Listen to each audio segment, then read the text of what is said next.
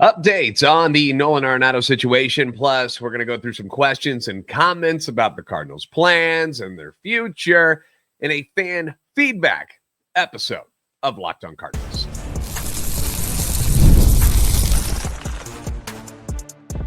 You are Locked On Cardinals, your daily St. Louis Cardinals podcast. Part of the Locked On Podcast Network, your team every day. Hey there, Cardinals fans. I'm JD Hafford, and I am your host for Locked On Cardinals, part of the Locked On Podcast Network, covering your team every day. You can follow me on Twitter, X at JD Sports Radio. You can also follow the podcast at LO_Cardinals. I do want to thank those of you who make Locked On Cardinals your first listen every day. We're free and available wherever you get your podcasts. We're also available on YouTube. Please like, subscribe, and comment, and hit that notification button so you don't miss a single episode, because this right here is a show serving Cardinal Nation and giving the best fans in baseball all of the info about the birds on the bat.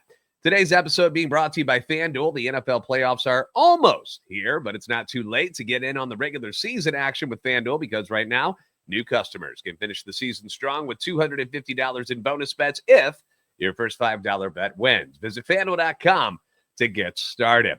All right, Cardinals fans, it's officially 2025. Happy New Year to all of you. And yes, Nolan Arenado is still a member of your team. If I had told you that statement on New Year's Day last year, your response more than likely would have been, well, yeah, duh, he's like our best player.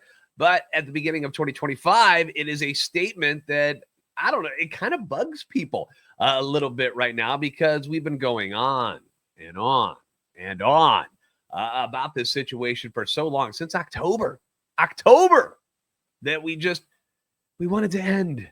I'm over it. You're over it. You know, we're exhausted talking about it, but this is the biggest topic going on with the Cardinals right now. And the Cardinals and Arenado are running out of places for him to go, to be honest with you. I went over some of my own thoughts on this yesterday. Actually, what is today? Wednesday. So Monday is actually when I did that. And how, Nolan turning down that deal that the Cardinals had agreed upon with the Houston Astros, how that was kind of a big kick in the beanbag to the Cardinals for, their plans moving forward and doing this reset thing.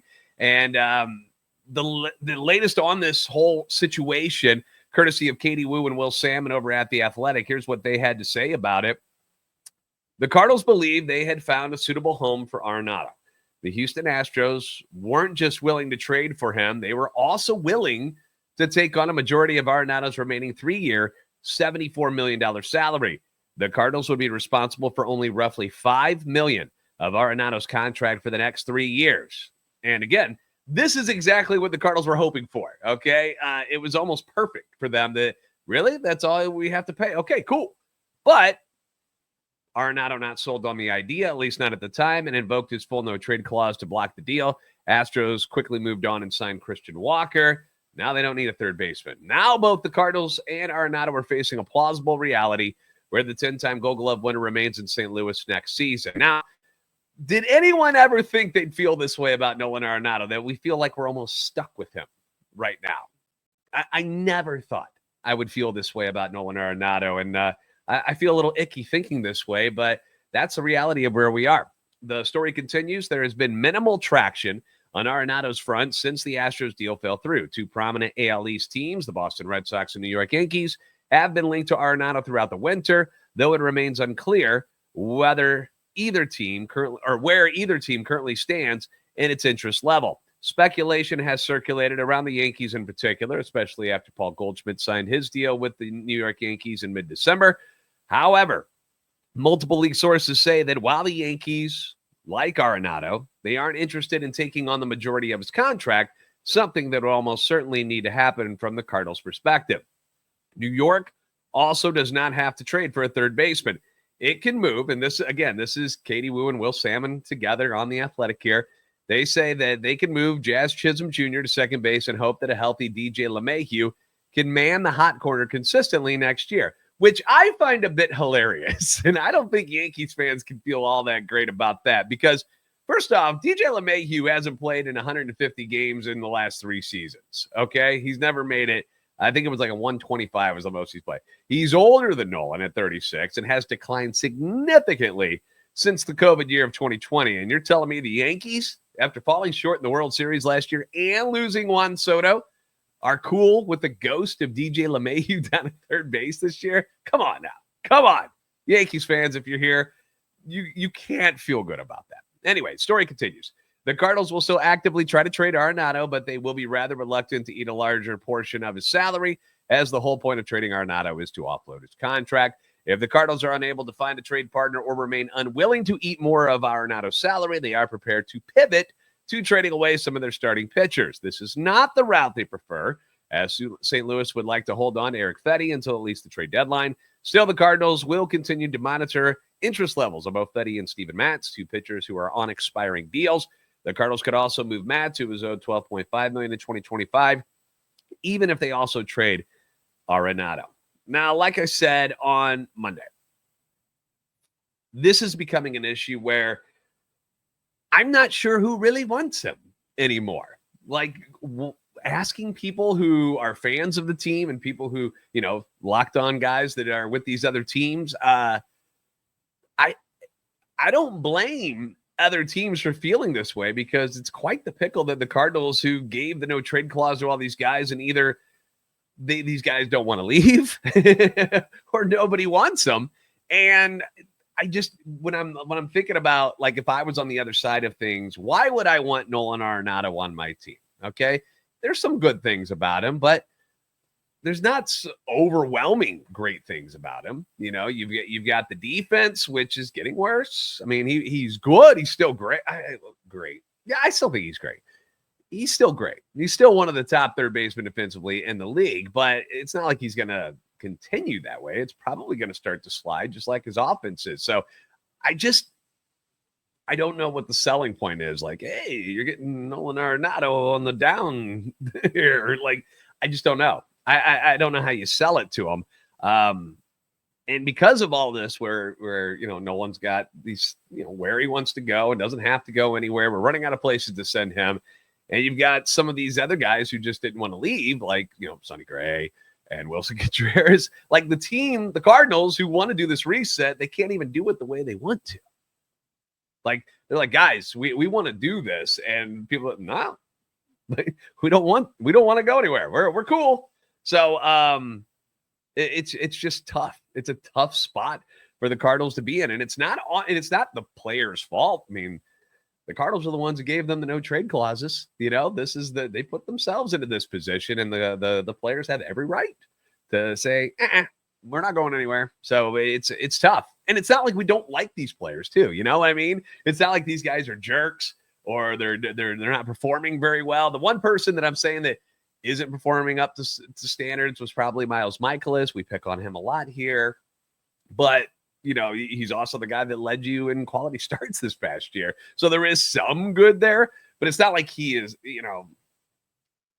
he's the one that I'm shocked that he has a no trade clause. We've talked about this before, but speaking of talking about things, fan feedback, we got to take a break. Fan feedback about this mess. We're going to talk about it more coming up next on Locked On Cardinals. The NFL playoffs are almost here, but it's not too late to get in on the regular season action with FanDuel, America's #1 sports book, because right now new customers can finish the season strong with $250 in bonus bets if your first $5 bet wins. FanDuel has so many ways for you to pick up a W. Not only can you bet on which players are going to score a touchdown and how many points each team will score, but you can also build one of those parlays, all right? That really improves the return you're getting. It's more difficult to win it, but it's more fun because you're like, come on. You get into it a little bit more. Parlays can be really, really fun. And that's how you can boost your winnings even more. Just visit FanDuel.com to join today. That's FanDuel.com for your chance at $250 in bonus bets. Make every moment more with FanDuel, an official sportsbook partner of the NFL.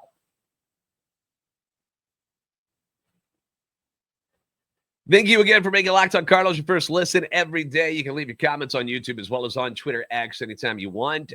Feedback always welcome and encouraged. It's time to get into some of this fan feedback. We've had a lot of episodes that have kind of lined up, and we've got so many comments and things that people want to say about the Cardinals and what they're doing and what they're not doing, and we got to get through some of these. So let's read a few. We've been discussing the plans of trading players away, slashing payroll, starting younger players. Jim Hawkins here says, getting rid of Ryan Helsley. He wants to talk about Ryan Helsley. So getting rid of Ryan Helsley when you have starters that can't go more than 5 or 6 innings is not a good idea. This is in where the Cardinals have discussed possibly trading Ryan Helsley to other teams. So Jim, thank you for the feedback. As of right now, we actually don't think the Cardinals are getting rid of Helsley. That's another thing. Like, they're trying to do this reset and make moves, and they haven't made any of these moves. Like, any of this stuff we thought they might do, none of it has happened so far. It's been really, really bizarre how quiet things have been. And it now seems, from the reporting that we've gone through, that they are more than content to hang on to Ryan Helsley now, pay him his raise that he's going to get in arbitration this year, and perhaps revisit the idea of moving him at the trade deadline instead. Or if things aren't as bad as some believe they will be, I think, they were predicted to win like 76 games or something like that. I think somewhere in that vicinity, like mid-70s. But if things are better than that and go better than what people are saying, maybe they hang on to him and play out his original contract and talk about an extension. That's obviously a possibility. The only reason that you move him is because you'd be getting premium assets in return. That's the idea, is that he's worth a lot to people right now. He's this shiny toy that they can have, and he's the top reliever in the National League, and he's throwing 101, and he's never been better than what he was this past year. And you're trying to entice other teams to, like, hey, what do you think? And maybe they give up enough where you're like, dude, it's hard to turn that down.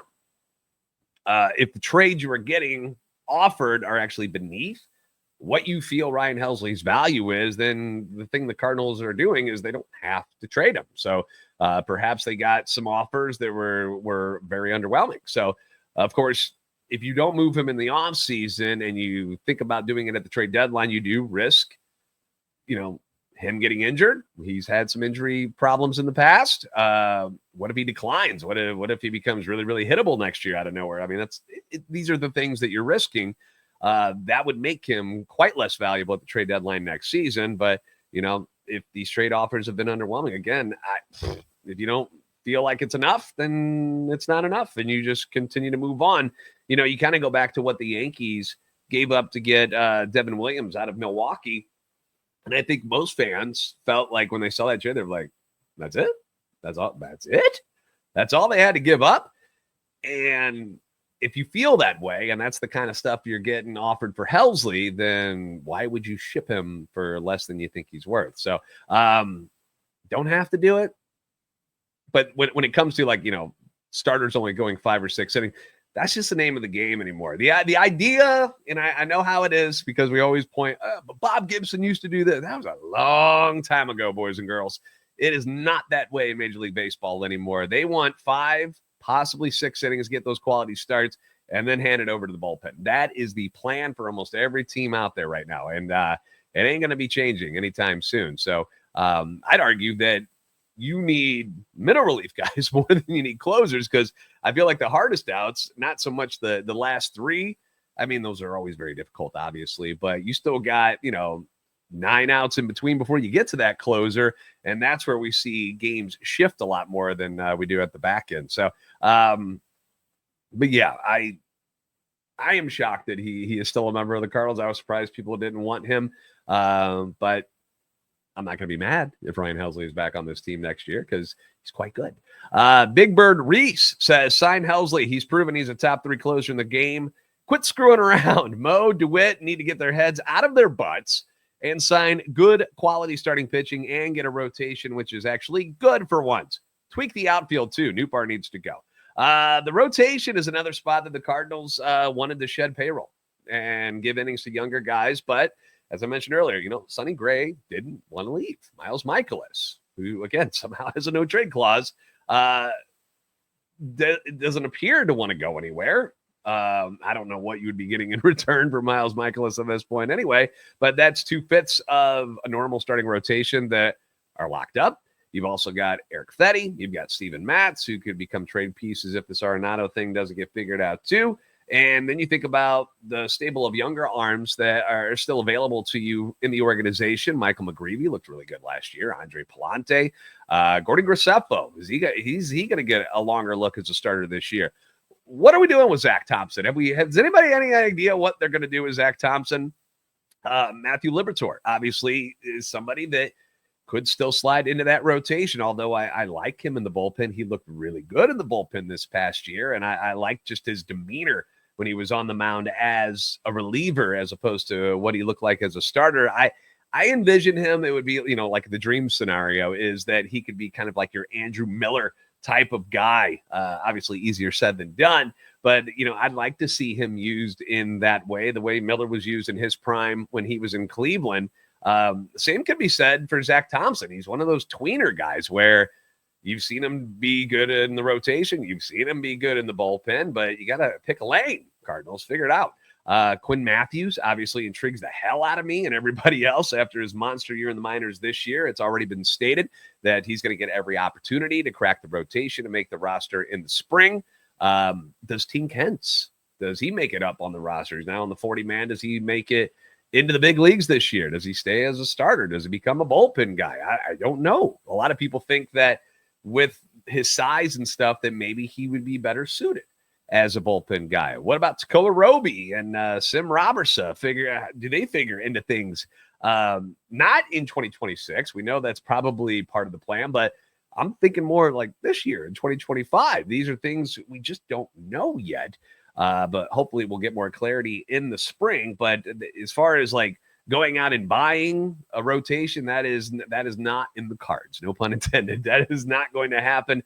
They want these guys in their organization already to get a shot and see what they got. They're tired of having them just kind of sit back and wait. And then, as we've seen, guys go to other teams and end up shining. The thing I guess we worry about a little bit, at least I do, is what about the regression? What if McGreevy, who minor league numbers didn't really dazzle a lot of people, and then he comes up to the show and he's like, whoa, where was this his whole career? What if he takes a step back? What about Palante? What if he takes a step back? We believe at this moment that they are viable starters. They looked the part last year, but what happens if they take a step back? Where do we go then? So I don't know. These are things that you worry about. Obviously, none of these guys are going to be perfect. They're all not going to come out and be like Paul Skeens and just dominate. Like it's something that you have to think about, and that's why you've got so many young arms that are available, which is a good thing. Healthy arms too, mind you. Outside of Drew Rom, he's the only guy that was coming off an injury last year, but most people seem to be pretty darn healthy in the minors. So they're going to get their shots. But you hear all these names and stuff, and you're like, I mean, you can see how they could put together a pretty decent rotation. Is it going to compete with like the Dodgers? Hell no. Hell no, it's not. And they know that. But at least they've got young, cheaper arms that are coming up that are under control, and they don't have to overpay for guys who are 30 and will start to slide here soon and don't have to give them 7-year deals and stuff. So that's the hope, and that's why they want to develop these guys and, see what they got already in-house. I want to talk about John Mozeliak. We got some questions about him next. We'll do that coming up on Locked On Cardinals. Now, I love going to live events, and it doesn't matter whether it's sports, whether it's music, comedy, even theater. My wife made me go to Wicked when it was on stage, and even that was cool. Like, I didn't think I was going to be into it. Thought it was great. I like it better than the movie, to be honest with you. But there's nothing like going to live events. You feeling of the excitement and the anticipation of it all.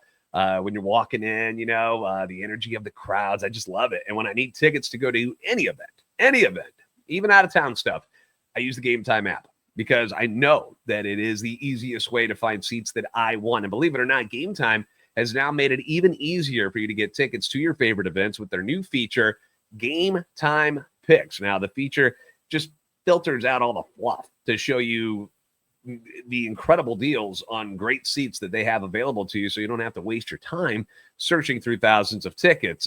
Big show coming to Busch Stadium in May, Post Malone and Jelly Roll, and you just go into the Gametime app on your phone, find the event, obviously, so you'll get that. Go to music, go to that particular event, and right underneath where it shows you the date and time and number of tickets that you want, You just click on GT Picks and boom, easy.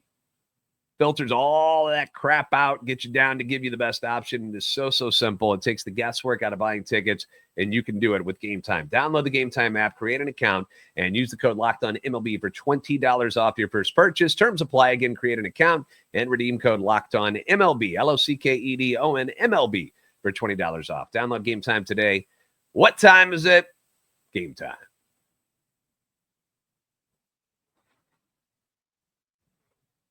Thank you again for making Locked On Cardinals your first listen today. For your second listen, find Locked On MLB. Our baseball guru, Sully, brings you a daily blend of humor and baseball and keeping you updated on all the teams during this offseason. You can find Locked On MLB on YouTube or wherever you listen to podcasts. All right, Pastor BKC says, JD, until Mozeliak is out of the organization completely, we will not move forward with any significance. Not trying to be negative, but that is just the reality of where we are.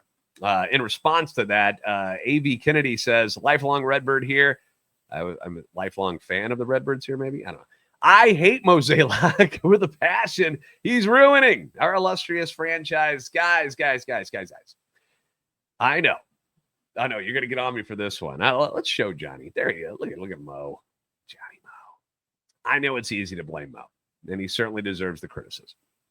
We've seen a lot of bad moves the last couple of years that have put this team in a situation where they are, and it's not a good one, right? But I almost feel like, the more that I think about this stuff, because we've had a lot of time to think about this offseason because nothing has happened, but I almost feel like this was inevitable, that at some point that this team was going to have to, and it didn't matter who was in charge. Eventually, they were going to have to endure a rebuild, a reset of some sort, because these contracts got to a point where ownership was not comfortable spending that much money on a player. All right. They were never going to go to $200 million and $300 million deals. I mean, their biggest free agent deals, Contreras, they don't even sniff what the top guys are making. It's not even close. And they're not trying to go to that level. They don't want to do that.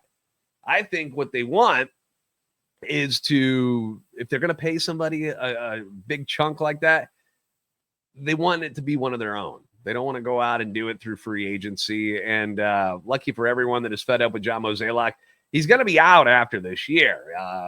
He's doing his best right now to set things up for Chaim Bloom to take over and move forward instead of him being the guy that has to come in and slash payroll and trade away the fan favorites and stuff like. He's like doing the dirty work right now. He's being the bad guy. He's taking the hits. He's the guy right now. He's trying to trade away Nolan Arenado. He's letting Paul Goldschmidt walk.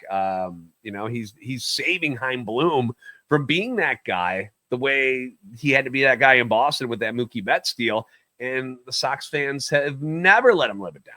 And it was a bad deal. It didn't work out whatsoever. Mookie Betts goes to the Dodgers and the Red Sox have nothing to show for it. And that's awful. You don't want to see that happen. We kind of just saw that happen with Tyler O'Neill. That was a terrible trade. That didn't work out whatsoever. And I know that many of us have Mo fatigue, and he admits it that much, that he's like, people are kind of sick of me, and it's time to move on. But at least I'm going to give him credit about he's at least trying to make this transition smooth for Chaim Bloom and the organization. And, also kickstarting the player development properly. Finally, they made the choice to spend more on trying to win now by signing bigger free agents and trading for guys like Paul Goldschmidt and Nolan Arenado. And unfortunately, those moves did not work. They did not work. And that's on Mo. These were his choices, letting other players walk and hanging on to other guys. These were bad choices by Mo. And I'm not fully sticking up for the guy, but I appreciate that what's happening right now with the organization, that, he's sticking around and trying to set it up so Bloom didn't have to be the bad guy. And I respect that. If you don't, that's fine. If you think I'm totally off on this, let me know in the comments section, but that's just kind of where my head's at on this whole thing. I'm just kind of tired of bitching about John Mozeliak, and I'm ready to move forward, just like the organization is. And sadly, we're kind of stuck here because of some of the moves he made and some of the contracts that he gave out. So that's, kind of painted himself in a corner with this stuff too. All right, one more. This is about Nolan Arenado. Matt Ketchy says, hold on to Nolan Arenado until the trade deadline. Move instead either Fetty, Matz, or Michaelis. Says it's unlikely on the latter. I agree with you. There will be a contender that needs a defensive whiz like Arenado with great baseball IQ and some pop in the bat. He's a good rebound candidate, although his best years are likely behind him. We will reap more prospect capital waiting for demand to go up like it does every July. All right, Matt, appreciate you. That all of that makes sense. But the reason why they're trying to get this done now, in my eyes, and not wait until a deadline is A, they want to move the money now. They don't want to have to keep paying him. They want to move on and just get their books in line for other things down the road. Also, B, they want to let the younger guys get the reps. I mean, you're not going to bench Nolan Arenado. Like, if he's on the roster, he's going to be down there at third base, and he's going to, take 600 at bats, and he's going to be in the lineup every day.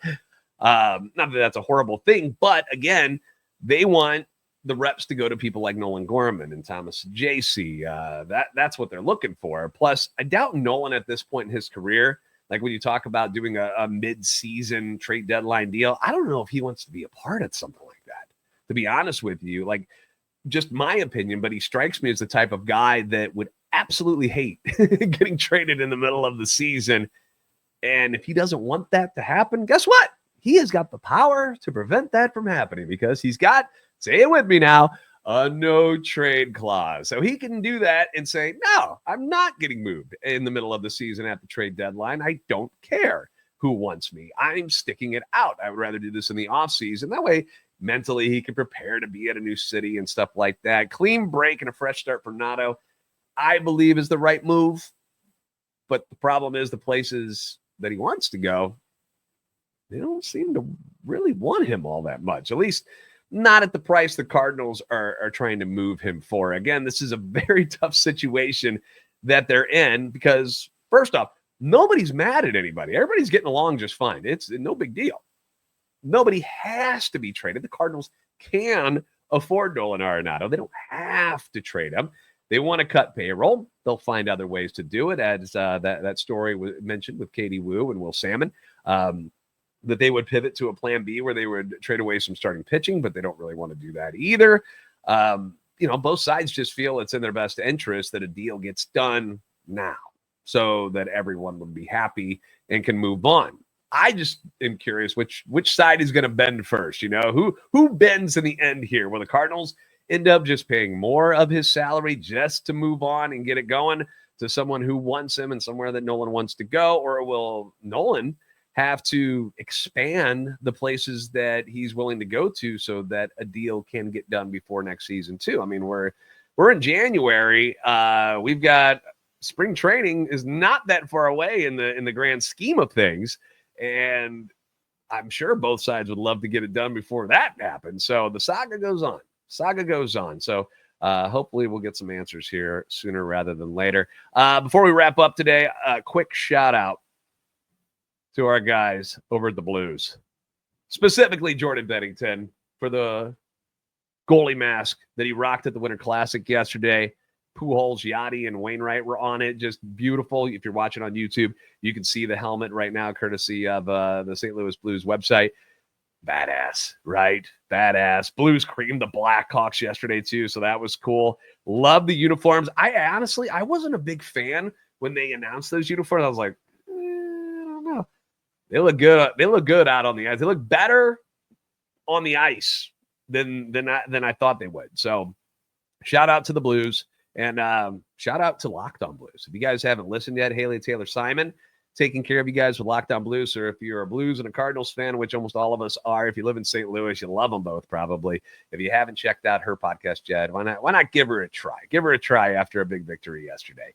As for you, thank you for making Locked On Cardinals your first listen every day. If you haven't already, give us a follow on Twitter, X at @LO_Cardinals, and at JD Sports Radio. You can like and subscribe on YouTube to help our channel and our love for the Cardinals grow. We're pushing towards 12,000 subscribers. Would love to add you on there if you aren't already, because you guys are the best fans in baseball for a reason. And I will see you next time on Locked On Cardinals. Happy New Year.